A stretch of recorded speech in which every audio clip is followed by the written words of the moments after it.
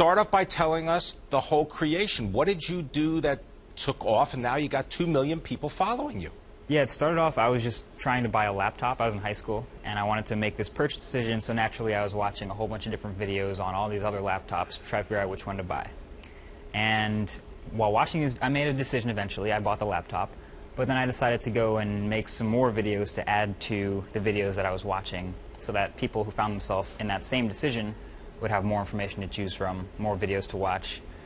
So I made a bunch of videos. I talked about software, I talked about the hardware, and I feel like that helped the people who were making that decision. And eventually I started making other videos from the comments, people asking for other things, other software.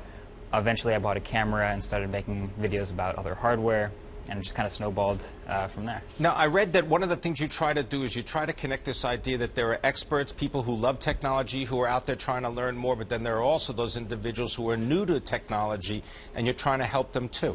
Yeah, I mean, there's a lot of language. It's sort of a balancing act. You want to be helpful and constructive to people who are already into technology, but you also want to be able to use language that anyone can understand. So if you're just stumbling into a topic for the first time, then you can just get right into the video. You also noted that at one point you thanked like all 76 of your subscribers. I mean, it wasn't like there were thousands of people following you.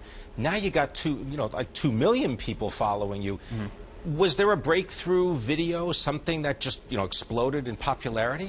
I get asked that a lot, and I guess the analogy I give is it started off like very slow. Like, let's say you have a gradient from all yellow to all blue, and it's just sort of a slow change, and you ask, where was that first blue pixel, where was that first hit that made it what it is today?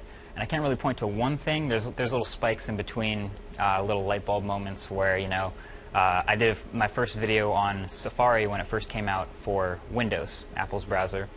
And that was at the time when I had, like you said, maybe 70 subscribers. And overnight, it got a couple thousand views. And that was surprising to me because I didn't know that many people would watch something that I put out. But it was sort of a light bulb moment that people care about.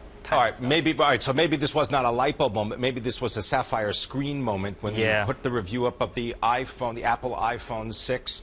Mm-hmm. With the sapphire screen, there's a video of you like smacking the screen. They didn't actually end up releasing it with that screen, but this also got a lot of views, right? Yeah. As far as I know, that may still actually be the screen that they ended up using. It might not have been the sapphire that we thought it was made of, but as far as I can see, the dimensions still fit, the look still fits. So wrong about the material, right about its incredible durability.